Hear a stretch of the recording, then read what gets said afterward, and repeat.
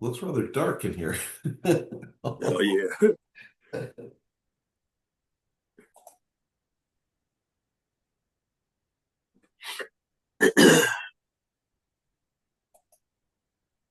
Good evening, sir. Good evening.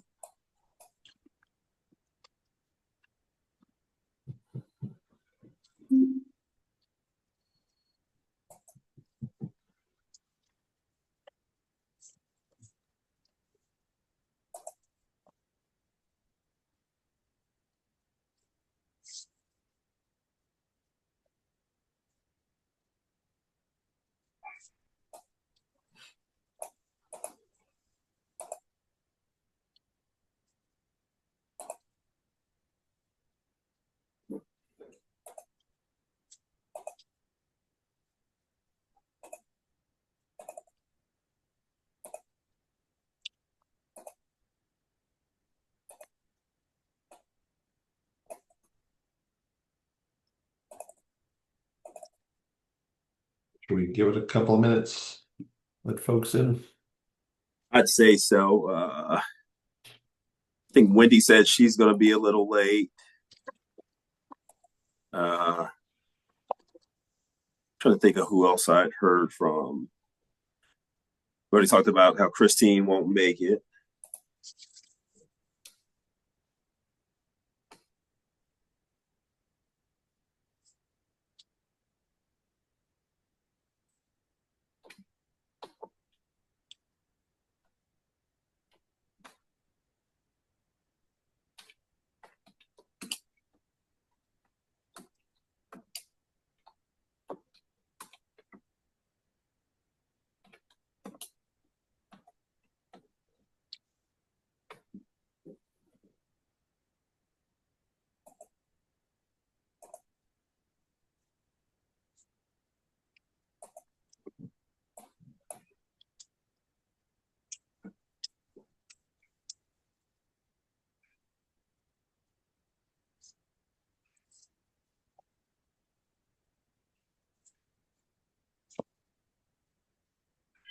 Good evening, all. Good Good evening. evening.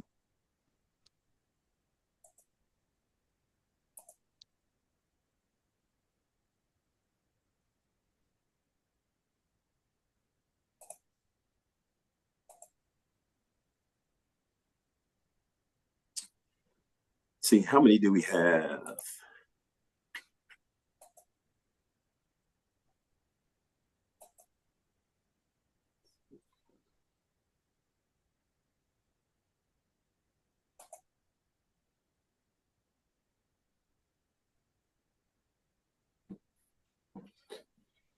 Oh, I think that's right.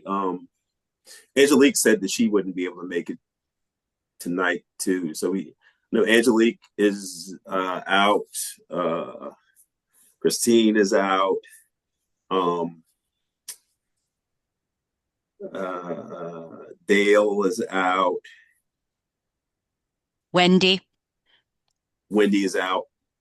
Yeah, at least for the first half, she said. Okay. Do we want to get started then? Like we have quite a few here. I think we can. Okay. Was Walter, do you hear from Walter at all? I didn't hear from Walter. Okay. He's on. He's on the Oh, call. I think he's the QX2L7 participant. I also know Linwood said, okay. excuse me, Linwood is not able to make it tonight. Okay. Okay. Got it. Okay. Good All right. evening, Sorry, Walt. everyone. Yeah, I'm here. I'm the Okay. I'm the two extra large guy. Yeah. Okay. I Can't seem to would have get my guessed name that right. one. Cool. That was a stretch. I'm normally pretty good at those, but Yeah. you got Well, me. that's good. So, first, welcome to the December 15th, 2025 meeting of the Lorton Task Force. And I will hand it over to the Task Force co-chairs to see if you all have anything to welcome the group with, or any announcements or observations you'd like to start off with. Not a whole lot. We didn't meet that long ago for very much to happen. Besides the temperature dropped a lot. Um, Other than that, no, I don't think we have anything else new to add in. Okay, thank Yeah, you. yeah, just welcome everybody. Nothing further from me, and looking forward to what we have on the agenda tonight. All right, thank you both. So let's So, see. staff presentation, the floor is yours, Steve. All right, we're going to kind of pick up where we left off before, and kind of I'll start off with going over the remaining timeline that we have for the task force meetings, and these are tentative dates, except for tonight, of course, which is I guess is the realest we can get since we started. But tonight, December 15th, we'll be talking about the information that was sent to the task force last week on the recommendations for land units and subunits all throughout the Lorton Suburban Center. And then there's a tentative meeting scheduled for February 4th, or the week of February 4th, and also February 19th. And depending on how things go tonight, or what we hear back from the task force over the next several weeks, as you all are reviewing the draft plan text, we can also decide if whether or not there may be a need to do an intermediate meeting somewhere in the month of January as well. But if not, staff will be continuing to respond to your comments about the draft text from the last meeting and also this meeting, and then combining everything together in a complete document and then adding some additional information that we have been receiving and are still in the process of discussing with some of our partnering review agencies.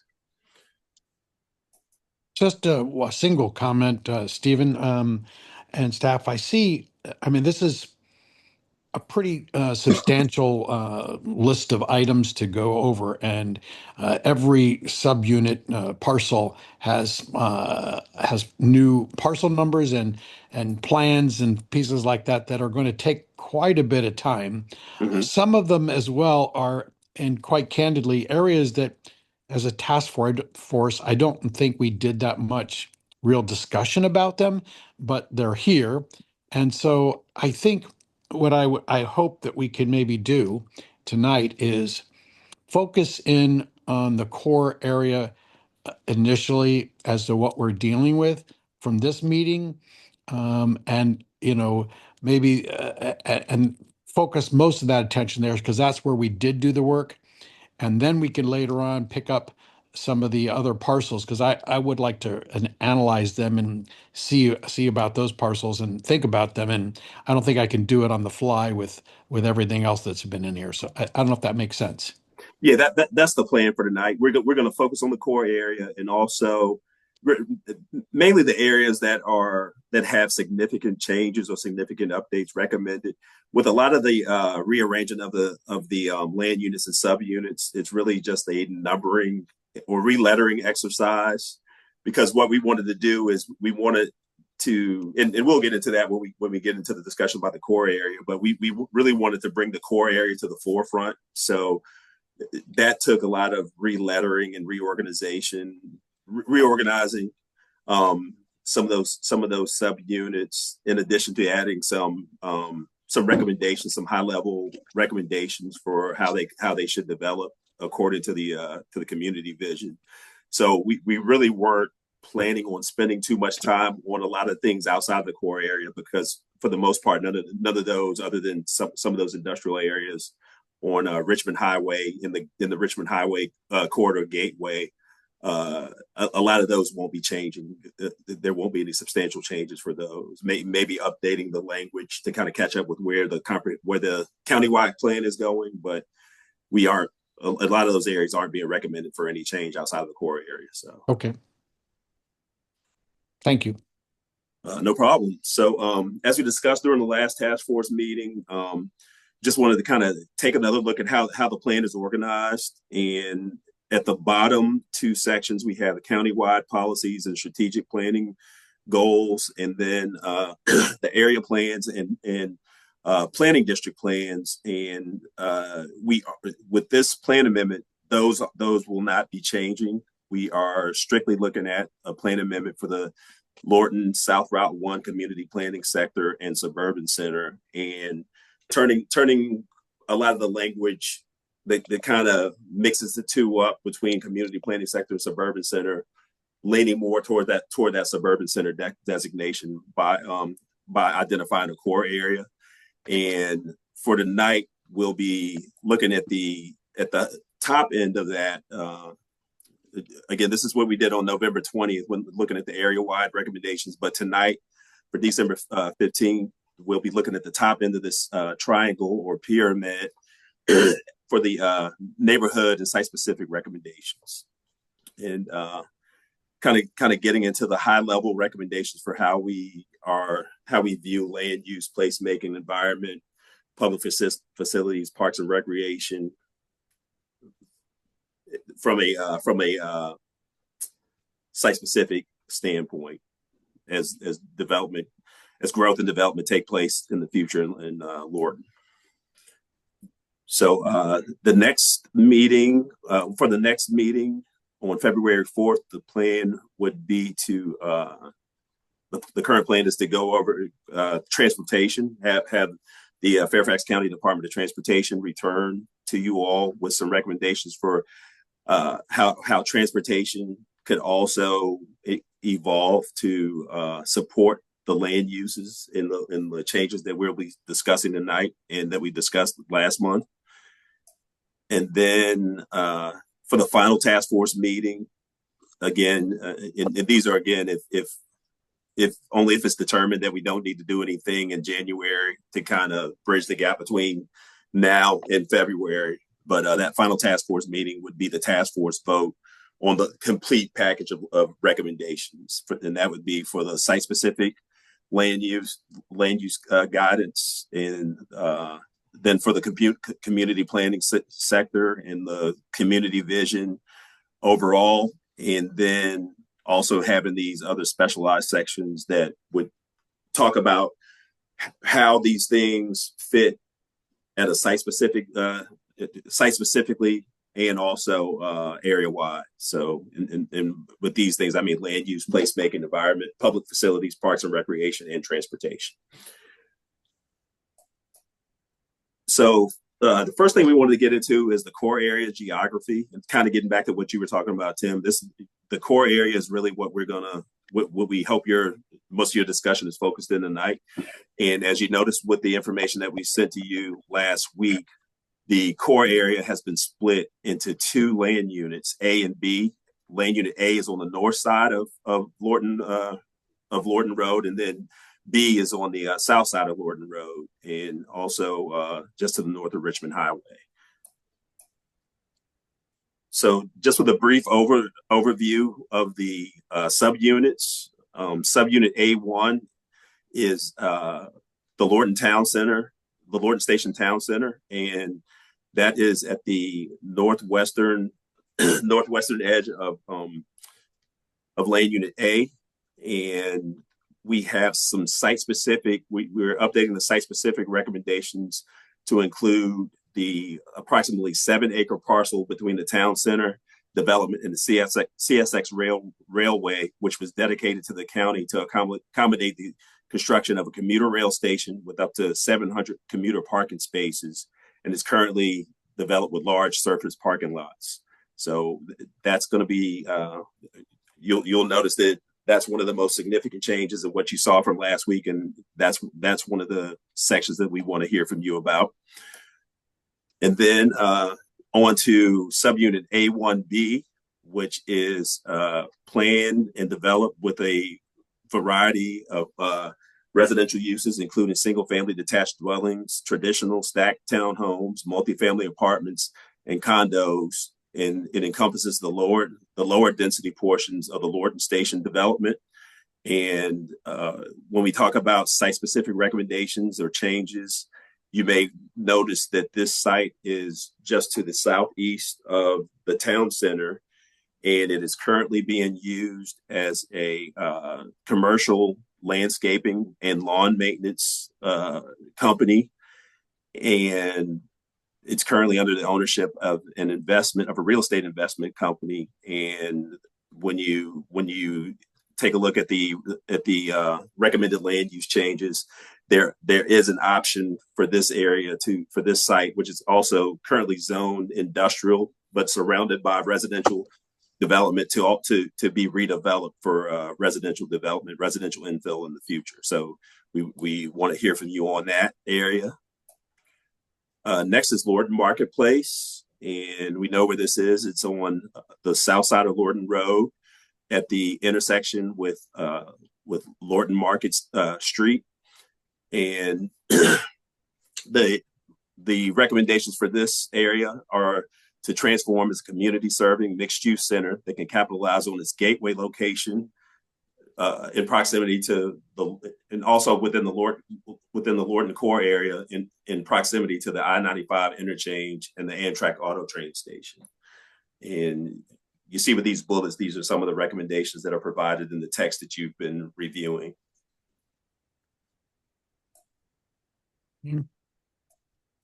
So next is subunit B1B. That is directly to the east of Lorton Marketplace, and it's being recommended for potential transect activity, which would allow it to be consolidated and redeveloped with most likely residential uses up to a maximum height of 5 stories. And because of its location in proximity to the RPA and the presence of the RPA on the site, in the areas that are not developable, we are recommending publicly accessible parks and also preservation of EQC and RPA within the Pohick Creek EQC. And one quick question for you on this, and I see it in 2 or 3 other places as well within the piece, is the recognition of an EQC or the RPA, and then a publicly accessible park. But I'm assuming what you mean to say is that the EQC and RPA in the subunit should be preserved as a private open space or basis parkland, and then the previous comment saying a publicly accessible park should be provided to encourage it is one and the same. In other words, we're not suggesting that 2 parks be created on the parcels, are we? Or that these are the same pieces? We're recommending consideration of some sort of publicly accessible park. And like we talked about the last time, there are several different definitions for park space. I mean, in this area, it could be a dog park, it could be a tot lot or something of that nature. We're not calling out a specific size, but no, my question is though, are you referring to both a park for use for the RPA area and then a separate park for this active recreation? It could be separate, or they could be side by side. It seems to me they should be consolidated and not recommended 2 different ways, because they would be and again, it's not just on this parcel, but I see it on a few other parcels, a similar designation, which implies to me that the active park or the recreation piece or the open space that we're putting in is the park that should be created there. They could be consolidated. Well, I recognize they could be. I'm just saying I think they should be identified as that, and specified as that, because otherwise it's looking, if it's not could be, well, then it also could be 2 separate parks, and if it's 2 separate parks into the same set of spaces, we've definitely limited the opportunities for much there anyways. So it doesn't make sense to do it doubly there, is all I'm saying. The size of the active park is really going to be determined. The size of and the amount of space for an active park of some sort is really going to be determined based on the number of residential units there. So we aren't specifying any specific size right now. or anything of that nature. But in having it allow us to go up to 5 stories, that also gives an opportunity for more compact development where you can set aside park. Uh, FCPA has the Fairfax County Park Authority. They have a sliding scale that is based on how much additional density you're able to create and how much need for park space that generates. And in some cases, even if two developments were working with each other, you could identify all that space on another site if someone wanted to contribute to it. Well, so this is really just recognizing that a need for active park space is going to be generated by increased population. Listen, I get it, but I think again we have this issue. One, we need an active park, an active recreation site in general as the core spot, and that we envision as having some much similar to the Mosaic District or Stonebridge or whatever.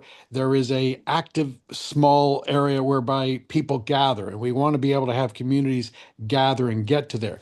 But putting that in front of a townhome or a quote unquote or a 5-story small building in a small area isn't probably the right spot for that. That probably needs to be at the densest core, main section piece, and so not here.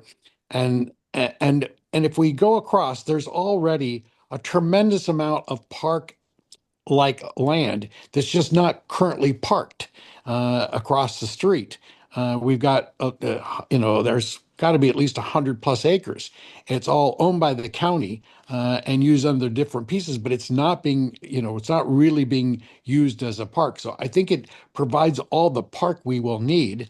And again, I think, and we can really develop that pieces, but I strongly would urge that we clarify these pieces. And there's in a couple of different spots in here where I think they need to be presented that either you're putting this as the EQC and the RPA and create the park in there, or and then use that as its parking capability. But if the park that you're identifying is not one that is consistent or in that same vein, then I think you need to locate that somewhere else. Tim, Tim, I think we get it, and I think what we'll do is when we bring this back to you with kind of the broader open space systems maps, you'll get the clarity that you're after there. Like Steve was talking about, we do have this urban parks framework which kind of controls within these areas. But we can get you the clarification, not just on this particular land unit, but kind of throughout the rest. I do also want us to keep in mind, Graham, that their recommendations and their basic general guidelines are general and guidelines and whatnot, and we have to use the specifics that we have. And I believe, I mean, I've done an extensive walking tour of the land across the street, which I had always thought would be a great place to walk and connect east and west sides under there. But there is great opportunities for parklands right there, and it's now just raw land it's fairly inaccessible. And I think if we do that, we can easily create and meet the needs of FCPS, on their piece, or FCPA. So just no, I appreciate that. Absolutely. And we'll work with them to see where we can where it makes sense to combine the recommendations and also meet the county policy, within the definitions that they have for what qualifies for adequate parks as we as we look at adding 2,689 more units. Yeah, I just know that we have a fairly, I mean, one of the biggest constraints we have is a tight amount of space within that core area. And I want to make sure that we're not breaking it. And I think the key on it has always been, and will continue to be, is its walkability. And it's therefore you want to have things create next to it, and putting big gaps in it. For me, one of the biggest challenges for Lorton and being developed properly in some respects, it's that the old Lorton prison site, which had 2,000 acres, you go right from our core right the core of our place where we are. You go like less than maybe 2/10 of a mile, and you're in a parkland that extends for for probably a half a mile or a mile. So you can never connect now that side of Lorton and the Workhouse Arts Center to this directly because of that. And so I'm afraid to do it again. Put too many obstacles here as well. So just making a point. Sorry to bother you and belabor it. Point taken. No, yeah, don't worry about it. And we're jotting down notes just like we did last time. So we'll Yep. take this back and Okay, thank you. Yep. Nick? Yeah, just think bullet points 3 and 5 can maybe be consolidated. I threw something in the chat, just kind of might crack it, maybe putting something, together that might kind of combine the two a little bit. All right. Good for And that. Graham or Leah, they'll pull it together and put it on our in our white paper for something, for redlining. So all right. So the next area of interest is Gunston Plaza, of course.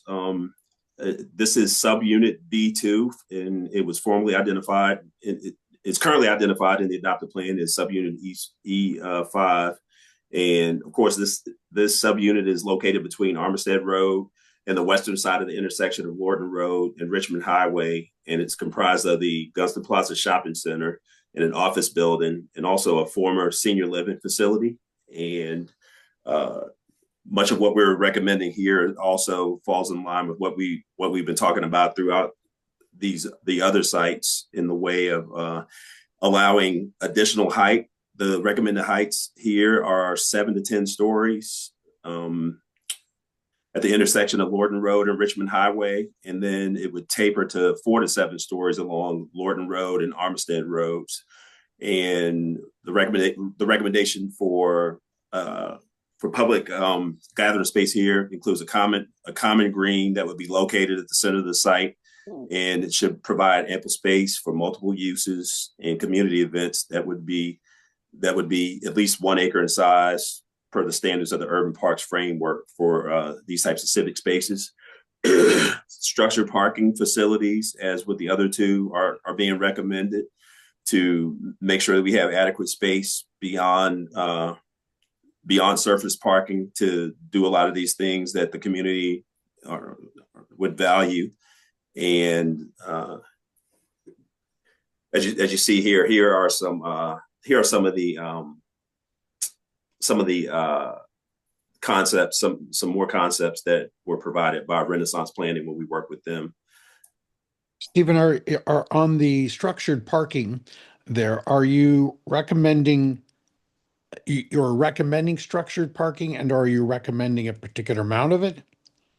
We are getting into the number of parking spaces right now, because we still don't have, we're also not, at this point, we're not specifying a maximum level of development either. We're not specifying a maximum intensity for any of these sites. The idea is that we are providing sites that seem to have room to grow, that we think have room to grow, and are recommending for growth to be guided in these sites, whether it's redevelopment of a shopping center and a parking lot, or whether it would be neighborhood consolidation at the behest of the property owners who own property, contiguous property within one area. But we aren't tying anyone to a maximum height or a maximum number of units or anything of that nature. The idea is to have a pool of development potential in each of these areas, and it would pretty much be first come, first serve for the most part. So I only, my refrain on this is only to keep in mind, if we look at where we are today, and we know this is a plan that's going to be in the future, and probably quite a few years still away in the future. And when we envision what that future's like, I think we should start starting to not plan and require and think in terms of old structures like structured parking and everybody's having their own car and they're one person drive coming in, because I really don't see that as likely 10, 15 years from today. But I just said, just let's try to make sure we're thinking ahead and not and by what is likely then, as opposed to just in the past. And I have that same comment.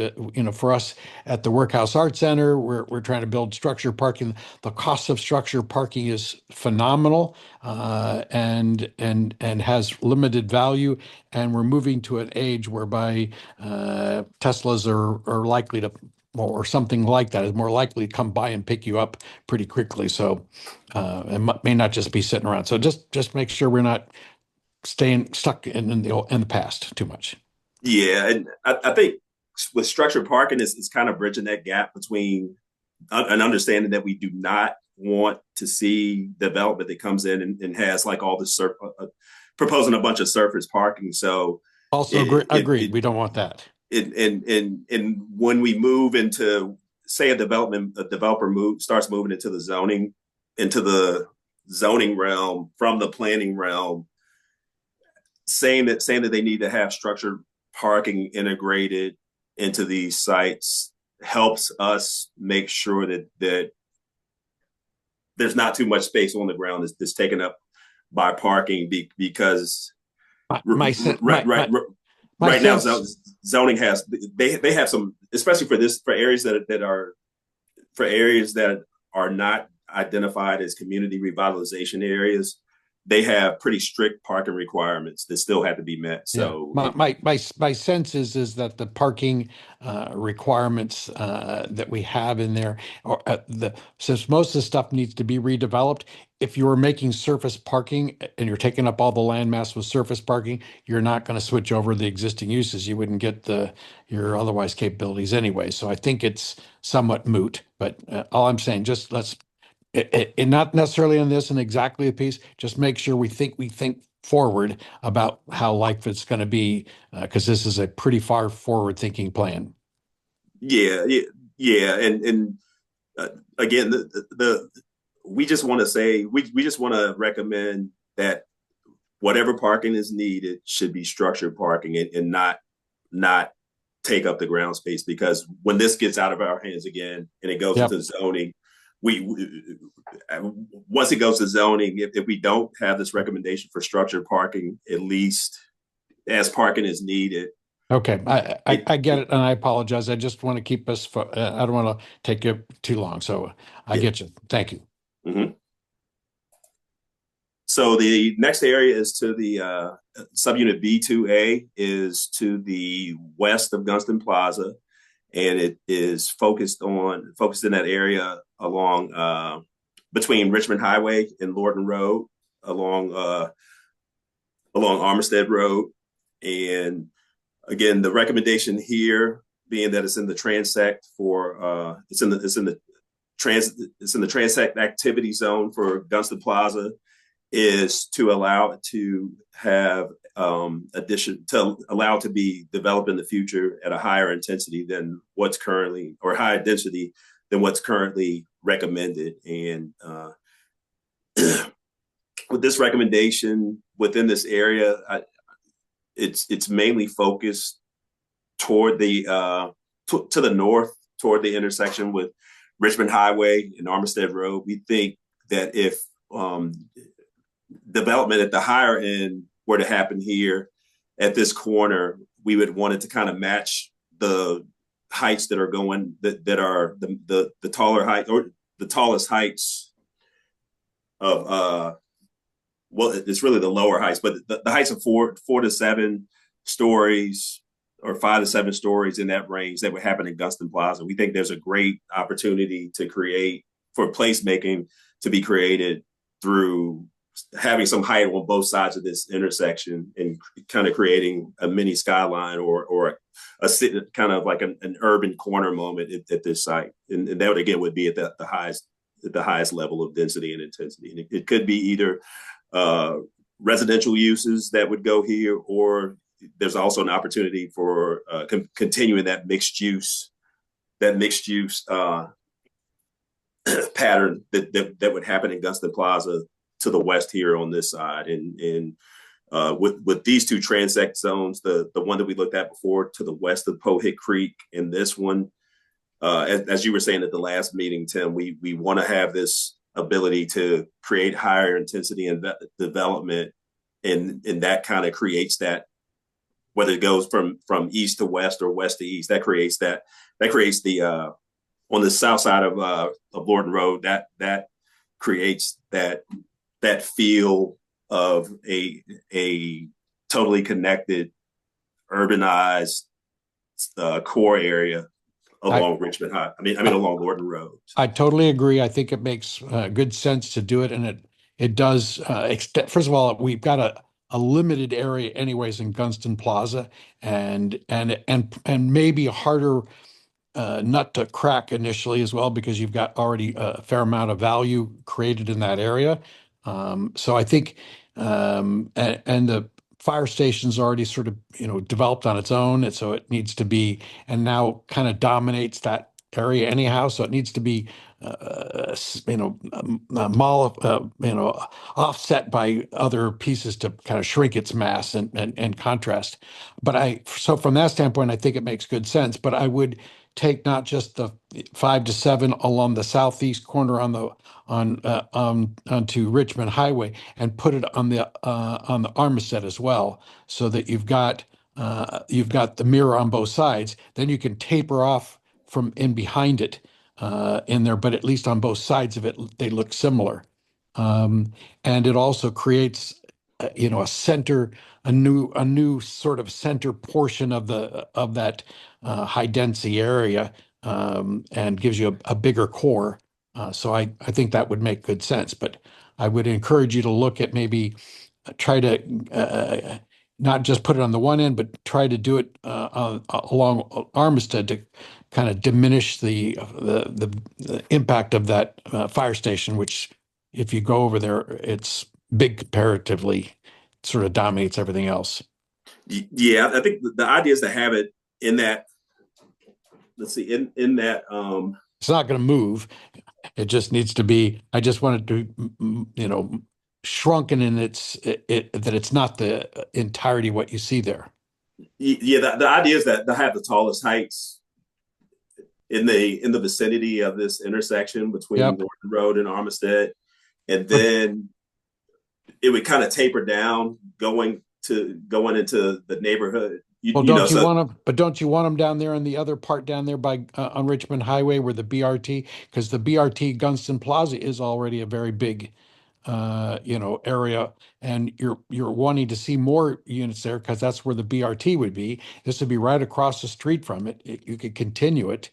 Yeah, we're not saying that taller heights can't happen in those areas, but if you have taller heights directly adjacent to the established single family residential neighborhood, which that's ones? right beside it, it just has to be. They just have to establish compatibility with those. But those aren't going to be there. That's the point. They would sell those, as part and part of the consolidation. So you'd have to make that as a consolidation, require them to consolidate and to sell those parcels. There's only, like 5 or 6 of them that were built. And I stopped them from building more of them. I kept saying, don't build any more of those things, because they're just going to they're going to get in the way of the plan. And he said, buy them from me. I don't want to buy them from him. I just want us to protect them. So, but I think that would be good for there. I just think it would put the whole face on Armistead in there in that corner, and then it fits right nicely with what's across the street at Gunston Plaza. Just that's my thought. Just to consider it. We'll consider it. When you think about neighborhood consolidation, you just have to also have to think that you also have to think that some of the some of the people some people may not want to be involved with the consolidation. So Then you won't. If you can't, so just write the language up, assuming consolidation of the lots. That's what they would have to do. They'd have to consolidate them to buy them up to make it so that they wouldn't be impacted. Yeah, but I think if you did consolidate everything to the north of the fire station, a plan like this could work, because then you'd have to have compatibility with what's outside of that development zone. So, but for the sake of time, let's move through, and then we'll continue to take your notes though. Yep. I'm sorry. It looks like Nick had a question too. Is this B2A? Here it looks like B2C, isn't it? I'm sorry. This is actually B2B. This should be B2B. So. Okay. Well, I'm just looking at the map at the top, I guess, and I don't on the thing that was sent out, I don't see a B2B. Let's see. I see actually two B2Cs. I guess one should be B2B. I think in the text it should be B2B, but okay. And then B2C is on the opposite side of on the map though, on the yellow map at the top of the handout, it should be changed. Yeah. Steve, could you let me share my screen real quick? I just Sure. sent you a request. Sure. Oh, let's see. By the way, I love watching Leah Niebauer grow Mickey Mouse ears periodically. Yeah, I have like hanging plants behind me. It looks good though. There you go, Graham. Thank you. All right. So this is into the actual draft document. And this is showing land unit B. So the area that, I think there's just a typo on the slide, but the area that we were talking about is B2B with that dash right there. Okay. And then beyond that, I mean, I see we're talking about, maybe another park here. And I guess my concern is that if you're kind of looking at B2B and B1B, that are we, currently as it's written, you're looking at maybe 3 parks, in there. Somehow can we connect that language to, one park makes total sense along that strip, but you've got kind of language on 2 parcels, one suggesting perhaps 2 and another one suggesting perhaps 1. Could there be language that kind of like, if you built one here, maybe don't build one here? Yeah, Nick, just so everyone's kind of clear on the reason that we included that. So and we can bring this back with the open space discussion, but with any new residential development within activity centers in Fairfax County, and this is not just in the Mount Vernon district or in the Lorton area, but literally anywhere, any activity center in the county, we have what's called the Urban Parks Framework, and that includes like Steve was describing, it includes a ratio. So if you have X number of new residents that are going to be in a development, then it'll generate, quote unquote, a certain amount of active open space or parks. And so we have that for all development. So that's part of why we included it for these 2 consolidated areas.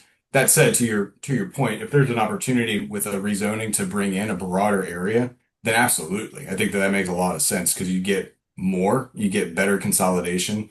And it might be that there's areas that you could look at for environmental preservation in the EQCs, for example, that are also linked up with areas for active open space. So I agree. I think that would be the best outcome, rather than getting like tiny little park over here, dog park over there. Getting more and bigger spaces that are higher quality I think that's the general direction that we would be interested in as well. So we'll take that comment back, as it's what Tim was describing for B1B as well. Are the requirements of the framework or guidelines that you referred to that create them, do they require, or do they take into consideration the space across the street that is not is it a park? It's not a park now, but why wouldn't we try to create and make those become some of those parks since we have the space already there for them? Sure. And then utilize that to meet the guidelines that you have. Because I've always known that many of the challenges we face in building out this is the infrastructure and enough open space to get the things done we want. And it's going to require us to do something, to be creative and to come up with some new ideas. So Sure. I'm not going to say anymore. Look into it if you would for me, Graham. Yeah, we will, and absolutely. And on-site, I'll just tell you this, on-site is usually the preferred thing, on-site urban parks. There have been situations though, where if there's something that's adjacent and needs to be improved, I'll give you an example. The Avonton development, which is up at the Huntington Metro Station, so this Okay. is North District area. That was a project that was approved about 4 years ago, 5 years ago or so. And it was adjacent to Mount Eagle Park, which is just one of the parks that's next to the metro station. So in lieu of providing on-site urban parks, because it was so close to an actual park space, they did some improvements there in terms of circulation and facilities to try to just put it where it made the most sense. So Something similar. That's right. Yep. Okay. Thank you. Okay. Yeah, absolutely. So we'll take that back to FCPA, not just for this subunit, but for the others as well. Yep. All right. So just have a couple more slides, and then we will get into the in-depth task force discussion. So the next site where we're looking at some significant changes are what's currently known under the adopted plan as Land Unit F. And within this area, subunit D1 generally extends along the western side of Richmond Highway between Gunston Cove Road to the north and Richmond Highway and the CSX Railroad underpass to the south. And with this area on the west side of Richmond Highway, south of Mim Street is planned as mixed industrial office park and recommended to be developed as a single architectural whole to avoid the appearance of strip development. And with this recommendation, we are kind of building off of that recommendation for having an office park type of development within this area to having an innovative and clean manufacturing type of research and development type of campus. That could be a mixed use campus, which could also have some level of retail and residential uses to support it. It would basically be an employment center and also a recommendation for improved image of that area for as a gateway activity zone on Richmond Highway. So that's a pretty major change. It was something we really started to consider when Supervisor Stewart shared an interest in having that area possibly cleaned up and consolidated. And we identified that the comprehensive plan already has a recommendation that goes in that direction, but we don't think it goes far enough now to meet the needs that have been identified also by one of our reviewers who is a staff representative for the Economic Development Authority. So some of those other the mix of some of those other uses came directly from some of the feedback that we received from them. And within that area also, there are potential opportunities for some resource-based parks because there are some wetlands in that area that have been wetlands and floodplain that have been disturbed near the southern edge of that area and could be reclaimed with development of adjacent sites outside of those areas. And also within that area, there could be some active recreational amenities too. And some of the images that you see here were just generated by the Google Gemini AI platform, where we put in some of the parameters for different floor area ratios for intensity of development, and also some of the qualities that you see here for park space and for having an alternative road to Richmond Highway as the main point of access, into this site. So, again, with those ideas, again, it's just AI renderings, but these commands were based off what we're kind of recommending, the idea that we're kind of recommending to meet the community's vision for this area as an employment center based on innovation and research and development and technological advancements. So, within that area, and last but not least, we have the site on Lorton Road, which is a gateway activity site between I-95 and the CSX Railroad. And it's really important. This area is really important because it's on Lorton Road, and it's within that quarter-mile transect for Lorton Marketplace. And the current recommendations for neighborhood serving retail uses up to a 0.15 FAR, and industrial use and flex uses up to 0.35 FAR. And with a proposal for redevelopment in that area up to 0.5 FAR, there's some other things that could be considered, including mixed use development that could include anything from retail, restaurants, and also potentially a hotel that could serve either people coming in, passing through the area on I-95, or else anyone who is using the Amtrak auto train station upon arrival or on the day before they depart. So that's that area. And last, I just wanted to go back one again, please. And I'm just trying to make sure I'm fully really getting this site. So this is, what's the road there now? Is what this is Gunston Cove Road. Gunston Cove Road. So Gunston Cove Road has behind like the Shell and Sunoco there. Yeah, and there's a Shell and Sunoco right there. Mm-hmm. And okay, and then coming through over there. So if you keep going back down that road, then there's some warehousing. Bridge used right. Is this extending all the way back? I mean, it's hard to tell by this picture, but there's It's a dead end. Is D3 going to the dead end? D3 does go to the dead end. Okay. Yes.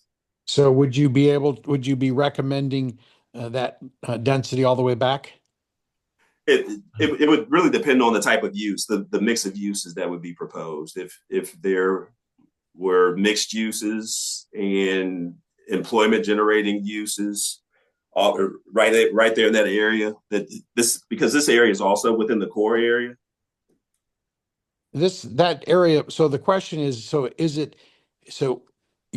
you say D1, subunit D1, but on that graphic there, you've got the circling D3.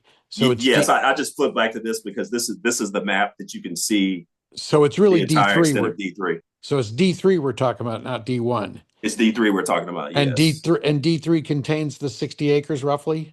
Mm-hmm. Okay. Wait, I don't know. No, I'm sorry. D3 is not the 60. Let me jump in here. D3 is just this area that's shown on this aerial right here. Yeah. The D1, which is the innovation campus idea, is that much larger area that's south of Mim Street. That's what I was thinking. So that goes all the way down. That goes all the way down to what used to have that car parts junkyard, and now was taken over. They were encroaching and did some damage over there. Yes, that's D1. That's D1. And all right. And D3 is the entirety from Lorton Road down to where it dead ends, where the one lane bridge used to be. Down to where Gunston Cove Road dead ends. Yeah. Okay. It's funny. I don't think we again, discussed that a whole lot at previous in there. I think it should have been included. So I think it's, I mean, I'm glad you guys did include it and put something towards it, but we might want to talk about it. I don't know that we've had a whole lot of discussion about it, but uh, and and I guess what I'm also trying to see is it does that when we have the Lorton markets back when we were talking about nodes, which across the street was a Lorton Market Station node. I don't know that we envisioned the other across there. They do have a big divider piece right between them, right? Which is the Amtrak railroads. But I would say then it's sort of including into that node. Yes. And this is the area. This is an area that's identified for gateway activity because of the presence of the Amtrak Yep. auto train station on the, Oh, on the it's side, and yep. also because it's where you get right off of Yep. I-95. So. Agreed. And therefore, if that is that gateway center, we need to have some language or something in there, how we would, make that, sort of a marker and a branding for that area, because it is where everybody's going to come to. We've got a small little sign over there that we were able to get from Cheney, but honestly, it's not a whole heck of a lot. And I think a much bigger branding, signage recognition of that you've now entered Lorton would probably be a wise one. And remember, you also, as well with that, right, almost adjacent to it, not, but it's touching it on your map in here, is the Lorton Clock Tower. And also, so I'd love to see somehow or another the Lorton Clock Tower and or that piece be incorporated, that signage to be incorporated into one more visible entrance to, hey, you're entering Lorton, town, or you're entering Lorton, to really rebrand the Lorton, whatever your experience is, so that people aren't going, oh yeah, that place where over by the railroad tracks. No, not that place. It's this nice place.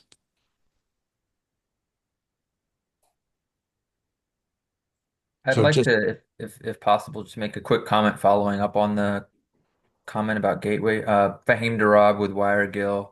We represent a small landowner at that exact spot, the Shell station, as well as some currently vacant land right behind it. And I mentioned it at the last meeting, so I don't want to take too much time, but yep, it's kind of the wooded area.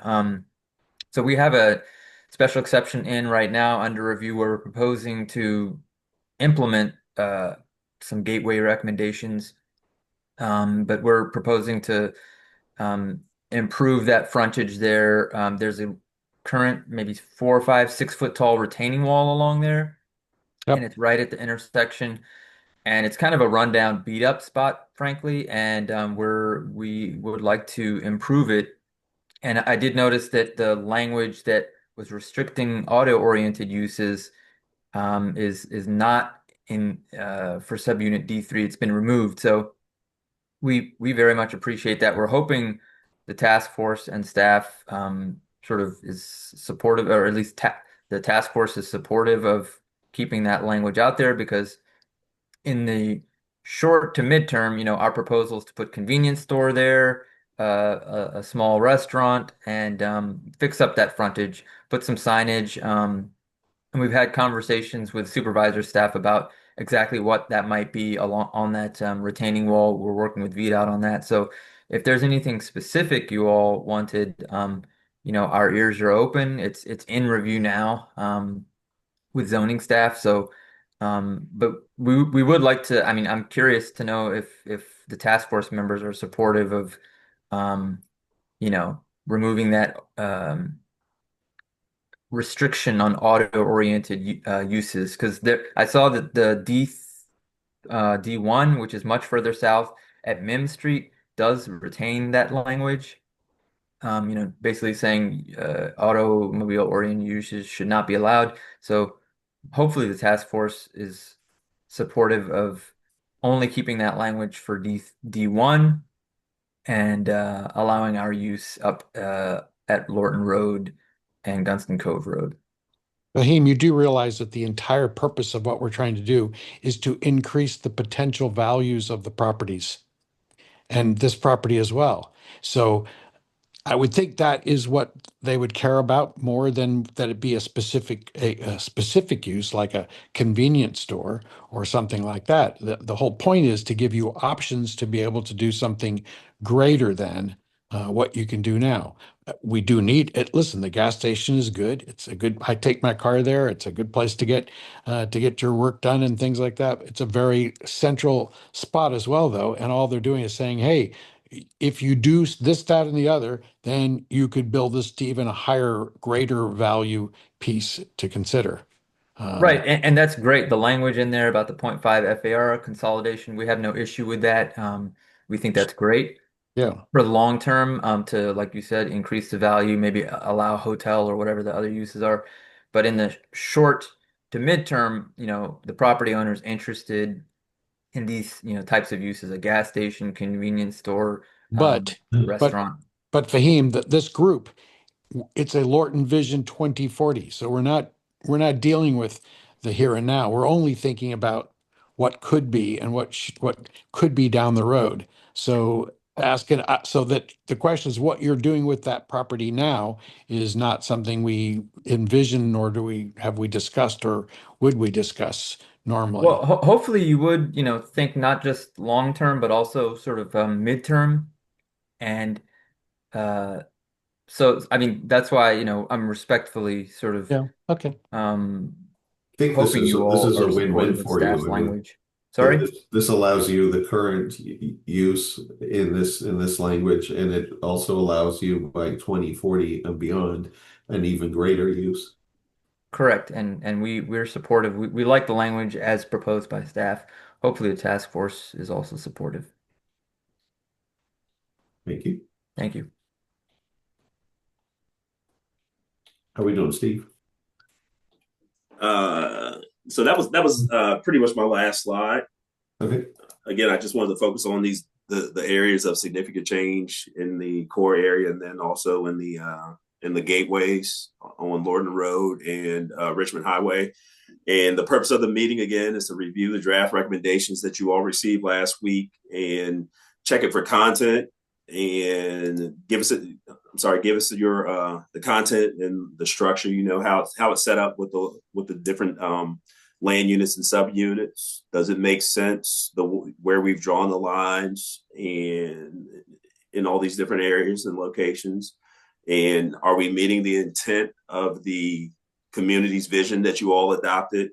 And also, is it relatively clear with understanding there is some need for maybe some minor changes, but are we going in the right direction with this language? And that's what we want you all to. That's what we need to hear from you all tonight. And we're going to do the same way that we did before. Graham's going to share the draft text, and you can just tell us any pages and lines on those pages that you want to focus on, and we'll be noting. And he can also make real-time changes per your request. I, for one, do think you've done a pretty darn good job, and I think you've made significant progress. And I think in general, it is embodying what we set out to accomplish. So I have to give you all credit for that. I think it's there. Is it perfect yet? No, but and there's a lot of stuff we need to kind of look at some more detail to really understand. But I think you've done a pretty darn good job. I applaud your efforts. Thank you.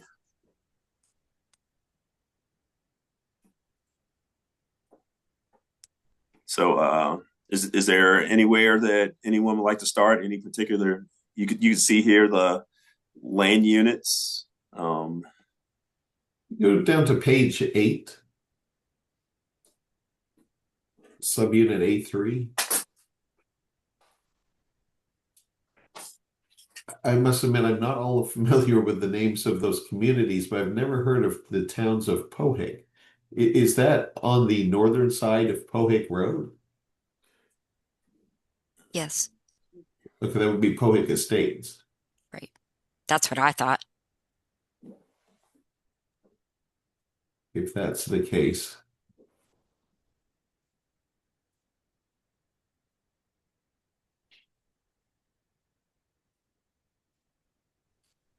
And Kathy, maybe you're closer than I am to these. Are you familiar with Meeker, Washington Square, Summerhill?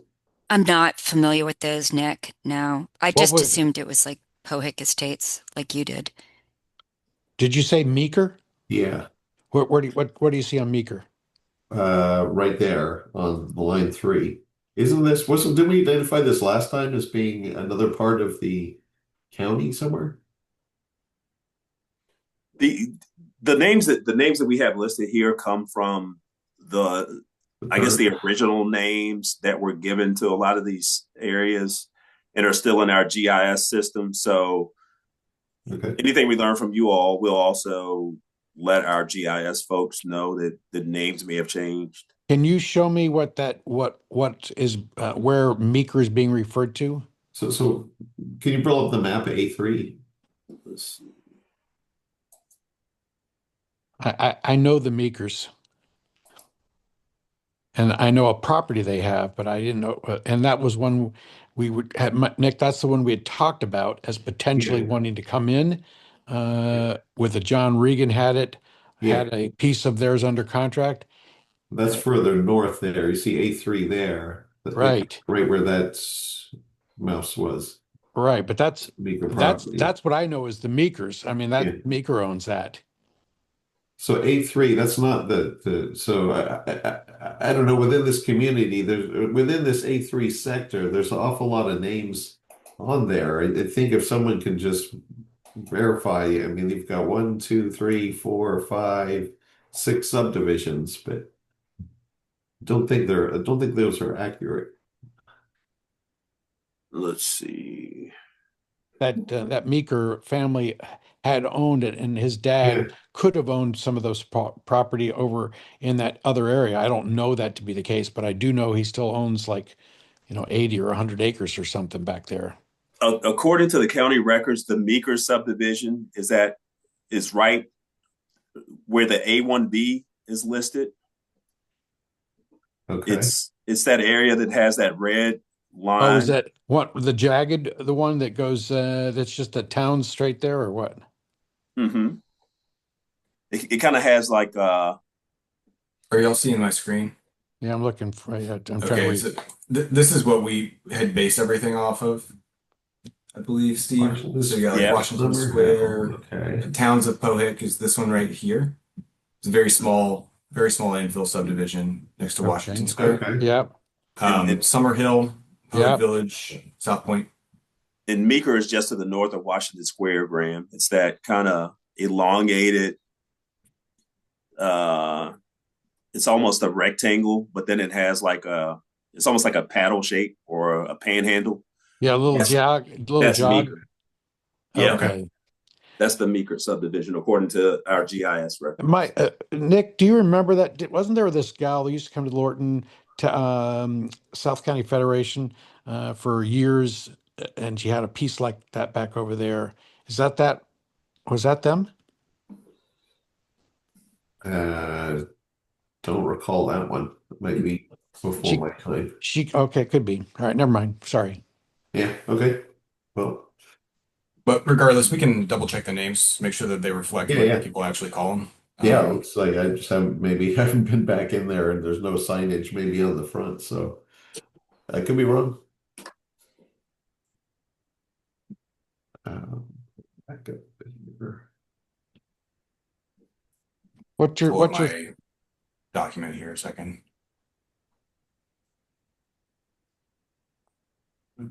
Kathy? What's your thought on the progress and what they've presented so far? How are you liking it?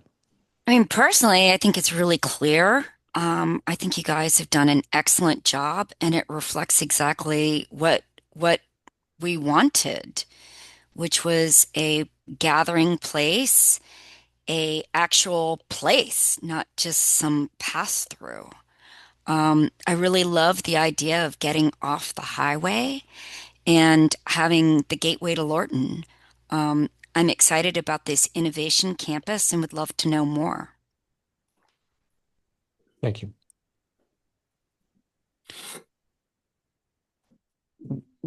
As we're looking at these in this various pieces, one of the pieces that I think about when Kathy was talking is that um, a lot of this is going to really depend upon how we present it. So one of the key pieces was, taking Lorton Road potentially and taking it from 3 lanes to 2 lanes and using the center, some piece.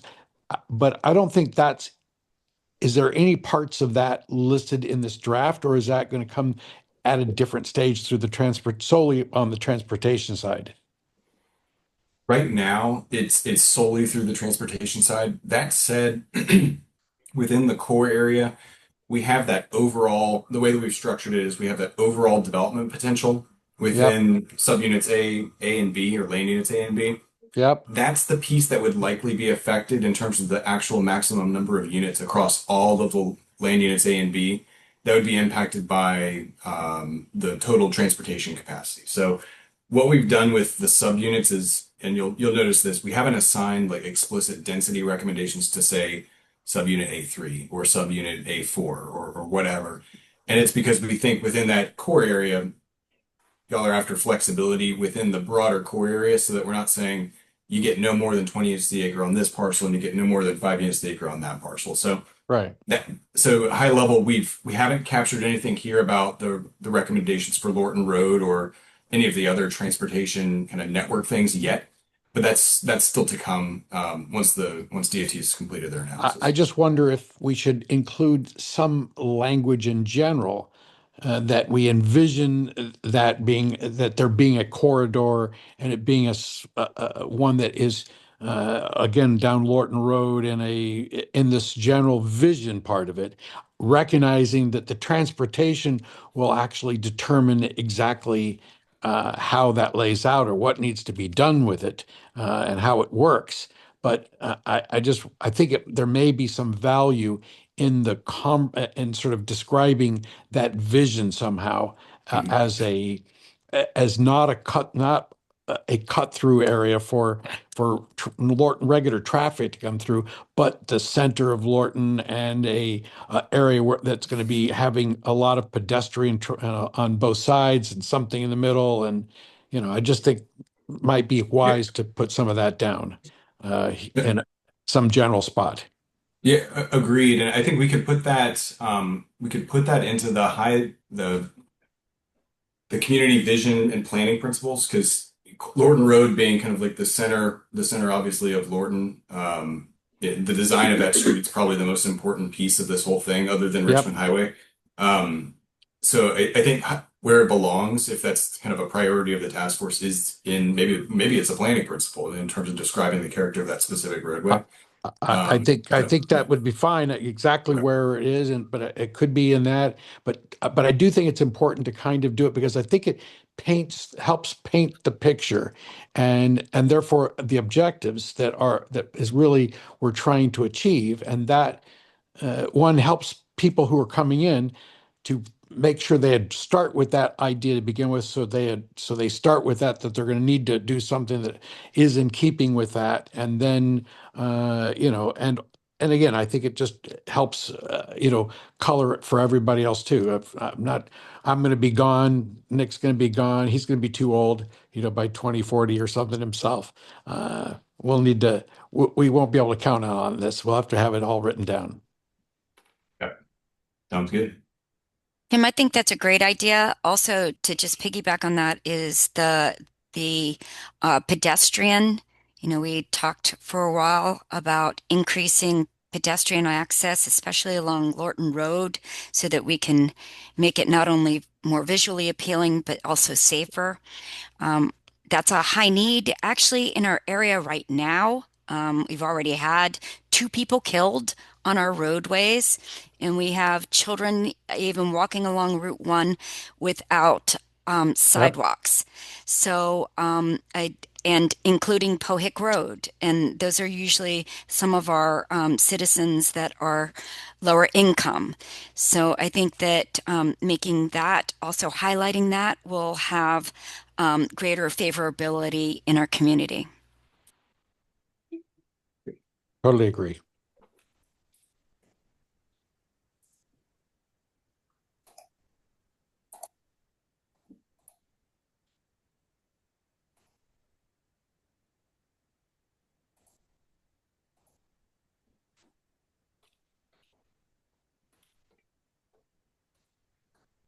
One thing I'll point out since we got the map pulled up right here, Steve mentioned this at the top of the meeting, but when y'all are looking at the text, because I recognize it's 43 pages, I just wanted to point out that the areas where we've made substantive edits, not just changing the land unit or subunit text names, like from I don't know A3 to E12 or the reverse. We've really only focused on the area that's outlined in red, as well as what's called land unit D down here, and then land unit E. So the balance of the sites, which we haven't really had much discussion on, which are H, G, and then the land units that are on the west of 95.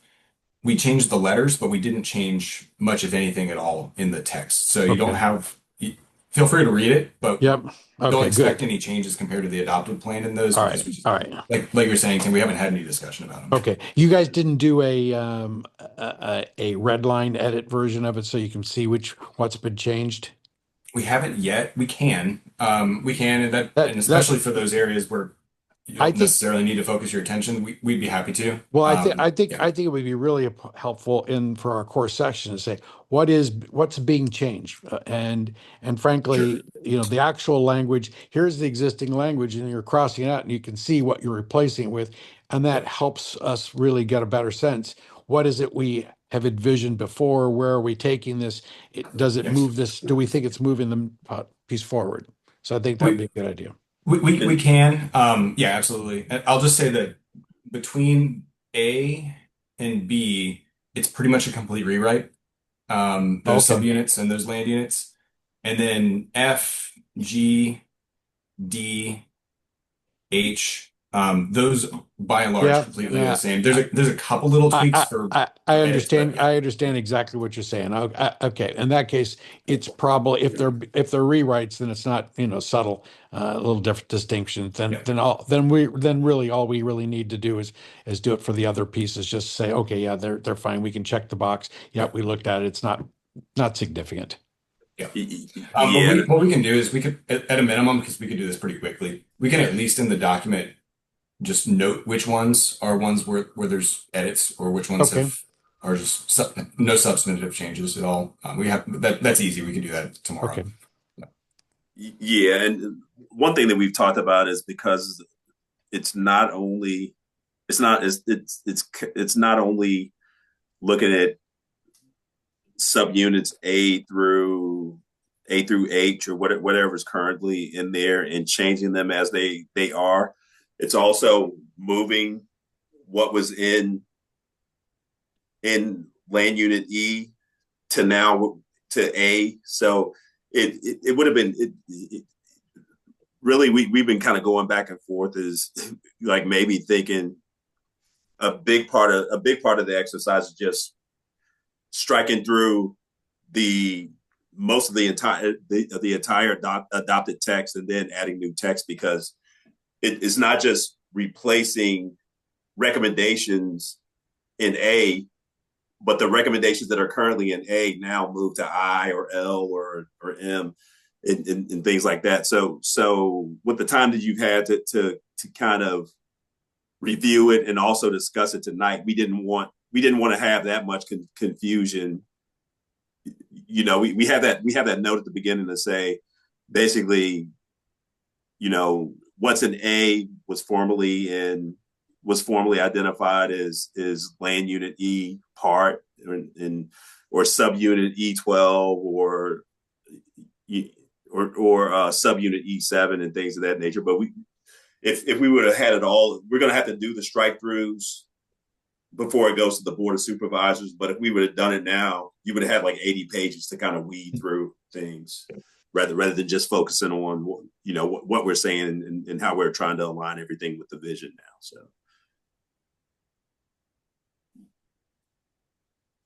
Understood.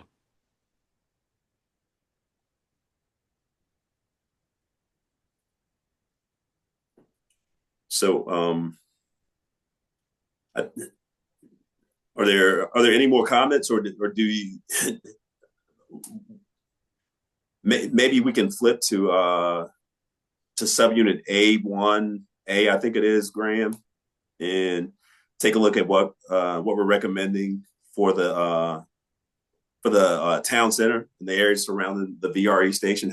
Did anyone take note of any of that information and this idea of having a mixed use, kind of like a mixed use and multimodal transit center there? It would be indoor. I think the idea was to create a higher level of comforter for people who are using VRE and Fairfax Connector and any of the other transportation services that are available there, or maybe available there in the future year round. If you all picked up on that, and also having this mixed use residential. Well, let me ask you on that, in that vein, it's as an indoor multimodal transportation hub center, and you have the VRE coming. You've got Amtrak going down. Of course, Amtrak doesn't really stop at that spot, but potentially you also have the prospects or potential of the metro stop, a metro coming down. Have you considered as it maybe being used, or as a spot where it would also could be that as a metro transport center too? Is that in the thought process at all, or no? So far, Tim, we haven't really. That said, it's an interesting idea because, I mean, one for the obvious one, which is that it's just it could it feasibly happen? Sure, why not? The other piece though is with the policy plan revisions that were adopted by the board last week, there is a new recognition that TOD, transit-oriented development, could be looked at not just around metro stations, but also around other high quality transit nodes such as VRE stations. So it's fortuitous timing. I mean, we're doing this anyway, right? But it's fortuitous timing because it gives us that ability to kind of utilize the TOD guidelines, which are the guidance that we have in the comp plan for how to densify areas around metro stations and expand that framework to VRE. So future development at this station, for example, and in the kind of the surrounding area, quarter mile, half mile, for example, could benefit from this here, as well as that framework for thinking like we want the density located around these metro stations. That's right. And there. Kathy wants to say something. Guess I really don't have to raise my hand, do I? There's not too many people on this call. Can you tell us a little bit more, Stephen and Graham, about what your vision for the indoor is? And just to talk about the community there, and I've mentioned this before, they would be delighted to know that there's going to be increased development and businesses. They want a vibrant community. That's why they moved there. Yeah, I think from the indoor standpoint, there would be a seating area inside. There could, with the mixed uses at the ground floor, there could be a possibility that someone could come in and, there could be a coffee kiosk, or even possibly a small scale, full size restaurant there. There may be some retail there where, if you get off the VRE and want to do a little shopping or something like that. Got it. There could be a possibility. It's county-owned property. If there's a need for childcare in that area, there could be a possibility that you drop your kid off and then go jump on the VRE, and then it stays open. It would have to be. VRE isn't like Metro where it comes every 7 minutes, so it would have to stay open and serve you until your train comes back in. So, there could be all kinds of things like that in addition to having residential uses above it. So I love that, Stephen. I mean, having been a New Jersey Transit rider for a decade of my life, I completely get it. Also, the one thing, and I don't know, Tim, maybe you know this, to write in potentially, is to keep the character of Lorton and what makes us unique.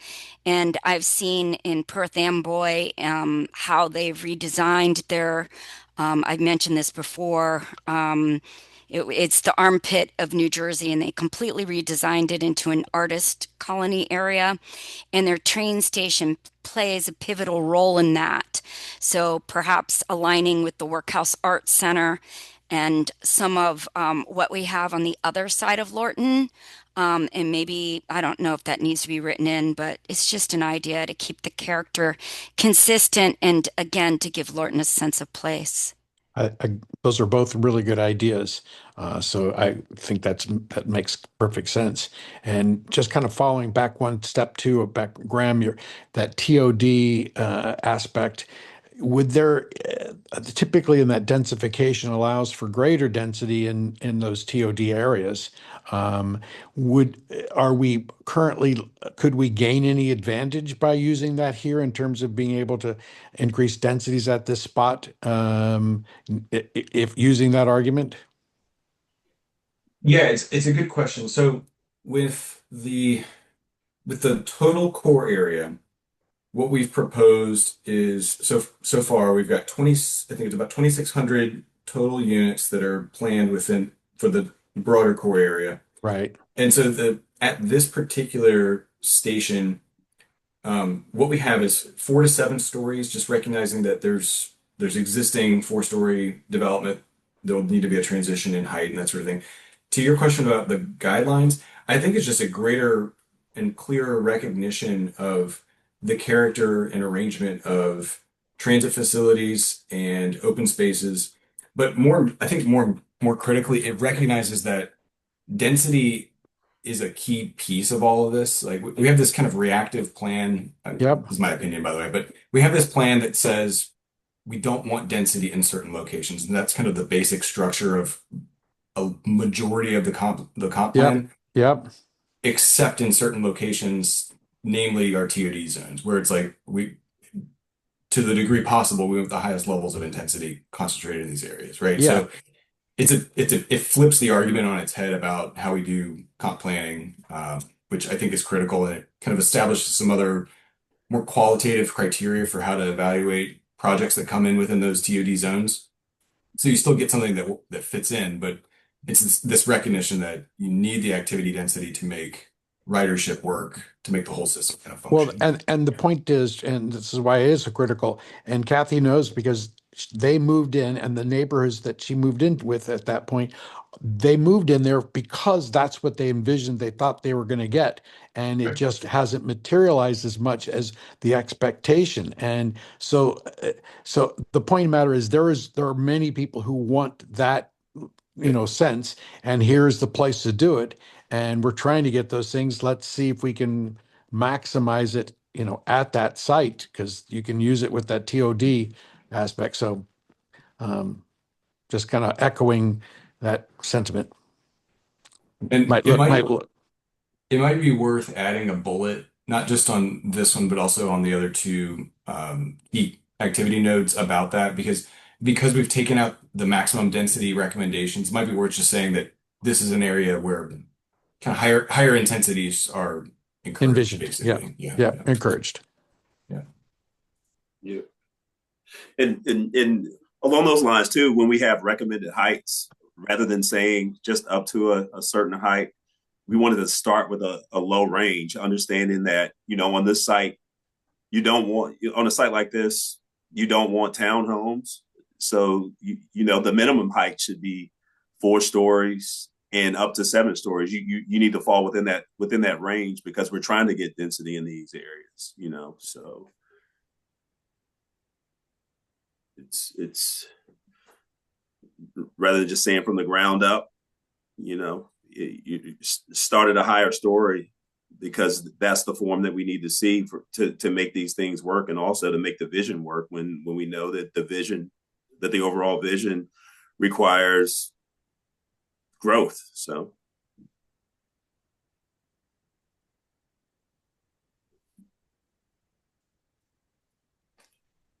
All right. Let's see, Kathy. I think you had questions about Lorton Marketplace. Is there anything that you want to look at in the text that we had, in the recommendations we had for Lorton Marketplace? Actually, I don't have any questions on it. No, I thought it was really clear. Okay. Oh, But it thank you, wasn't market. Stephen.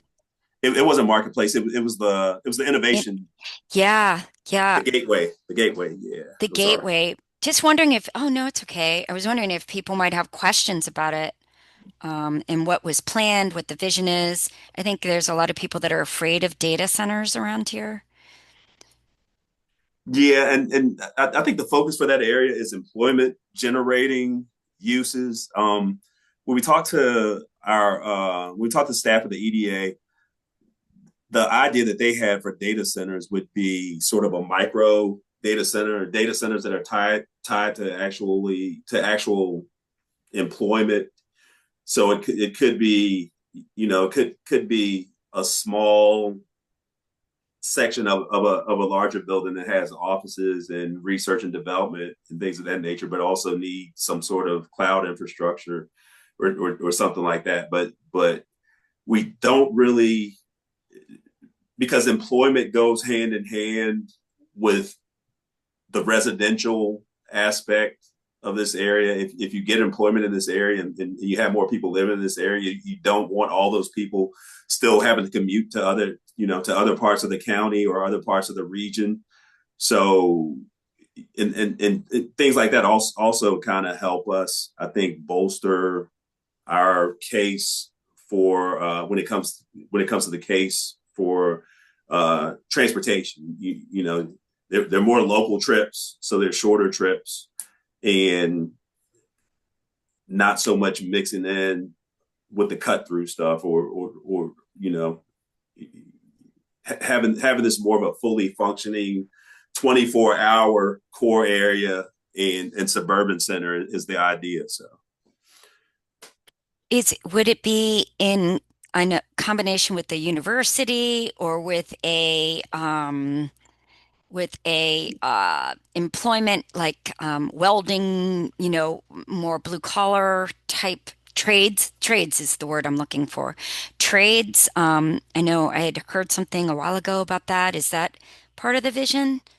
I, I think we want to have all those options on the table. So there's discussions about not only having an educational aspect, but also training aspect. So anything that it takes to support and keep the type of businesses that the vision wants to see come here in place and have that homegrown or that I guess homegrown isn't really the term, but that home based employment base where people can start in one, start as an apprentice in one field and then take either community college or university classes to raise themselves up higher within their own company or you know you know improve their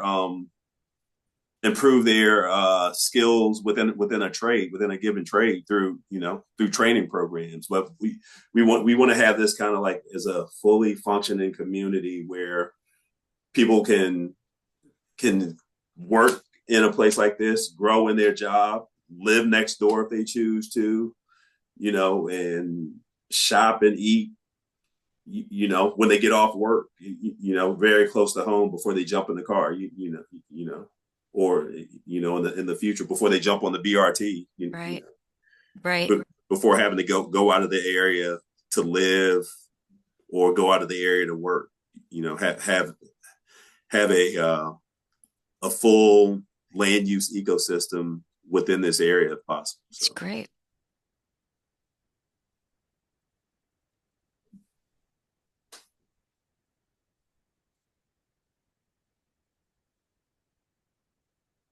And just as we talked about the placemaking aspects of those other core area activity nodes, we want to talk about placemaking here as well, with this being the gateway. The gateway hierarchy is kind of that step. I don't want to say a step down, but a step beside core area geography. So It makes sense. And this area has a very unique history, which is actually kind of cool and adds to the gritty past. And I hope we can somehow honor that. You know what I mean? Because Yeah. that is attractive.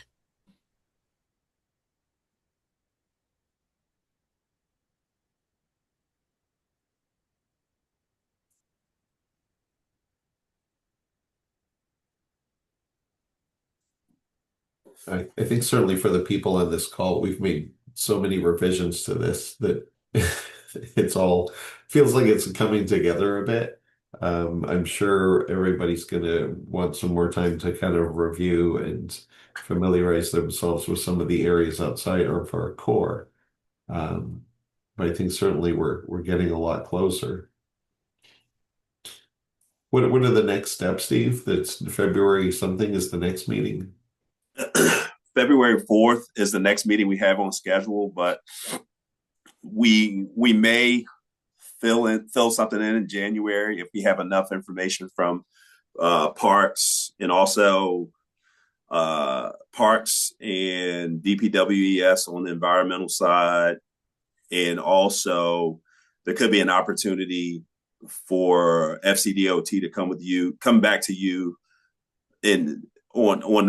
during one half of that parks and environment update with a couple more decision points before they finalize the transportation study in February. So we're thinking about maybe putting something on the schedule in mid to late January as a fill in, just because there's so much information, and we want to take all the information from the last meeting, the area wide information now, and put that on the front end of this information and make sure that it all flows correctly and it makes sense. So we will be getting that all to you too, and giving you some time to review that, but between now and early January as well.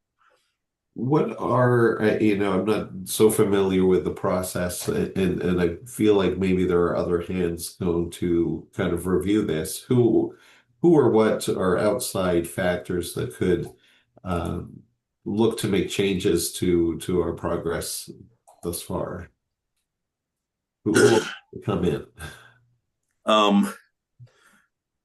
We've been hearing more from Supervisor Storks, and I think since there's something truly that since I don't want to say there's a concrete plan, but the cement's being poured, it's still wet, so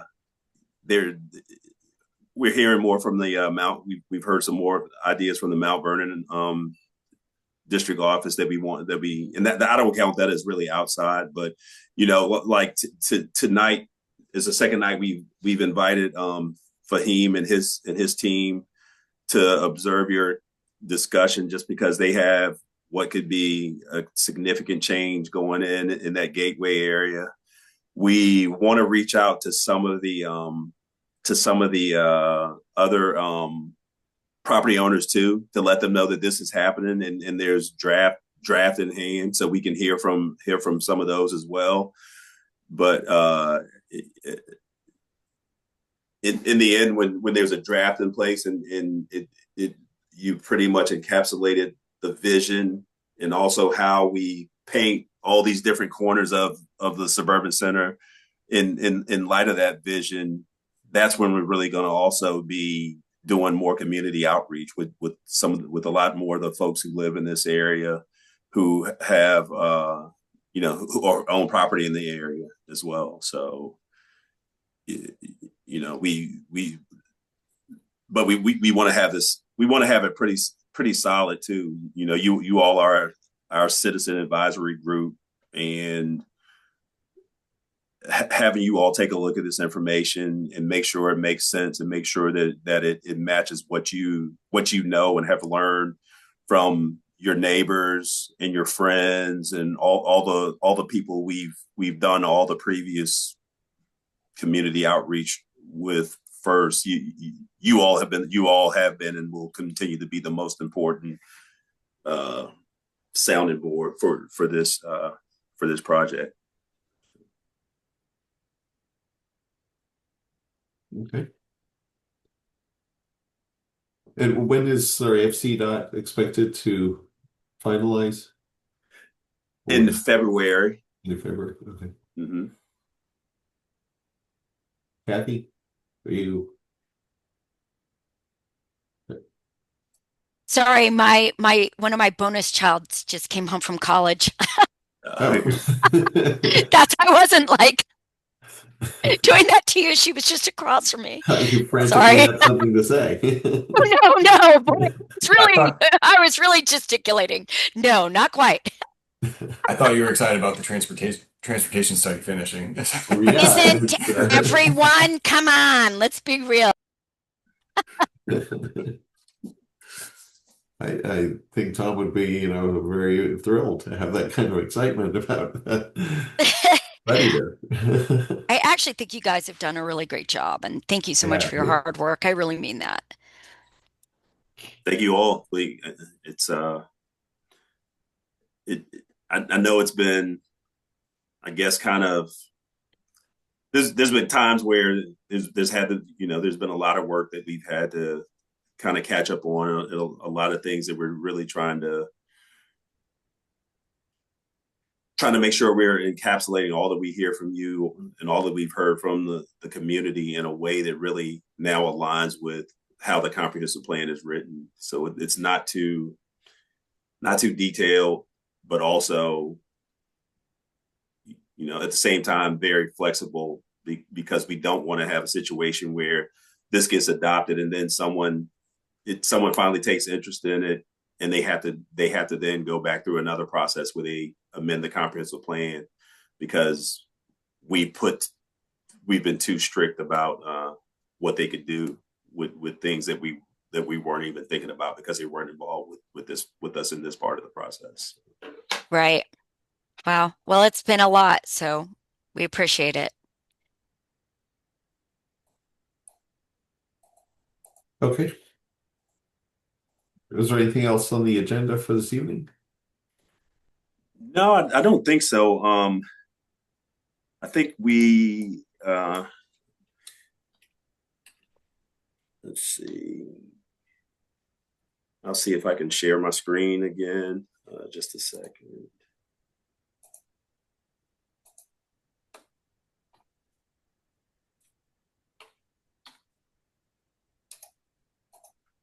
Let's see. Make sure I'm on the right screen. We're going to send you all some information. Again, like I was saying before, where we will have we'll be trying to address the comments that were received in the November meeting and also in this meeting, and then we'll be combining both of the sections of the draft text, and we want you all to we'll be asking for you all to please respond with your with any comments by January 12th. That's what we're thinking right now, but if you all think you need additional time. I might need some additional time. I won't be back until probably January 15th. Okay. So please keep the window open a little bit. Okay. That's fine. Yeah, that won't be a problem. We've got time, and then Steve, our I- final task force meeting that we were targeting is in end of February. So we can that's not a problem. It won't be huge. It won't be a lot because I think my comments mostly right now so far anyway. So yeah, and but before we send it to you, we'll start to, again, we want what we send to you to try to reflect what we've heard from you all over these past two meetings. So we have some suggestions, we have some ideas. Grant, you saw Grant was adding notes in the margin here, so we'll be hopefully we will have answered most of what you asked for tonight, or at least taking a swipe at answering what you all had to say tonight. So. And with that, I think that's it from our end. Okay. We'd like to thank you all again for participating, and we look forward to hearing any additional additional comments or recommendations or suggestions that you all have for us. Great. All right. Thank you all so much, and thank you, Walter and Nick, for leading us through and staying with us all this time to get it there, because it's been quite an effort. Yeah, thank you all. It has been quite an effort, and there seems to be some light at the end of the tunnel here. So That's right, Walter. You nail it. So thank everyone for their efforts. Thank you. Okay. Thank you all. Really appreciate it. All right. All right. Time. All right. Happy Bye, holidays. guys. All right. Yep, See you all happy later. holidays. Happy holidays. Bye. Happy holidays. Yo.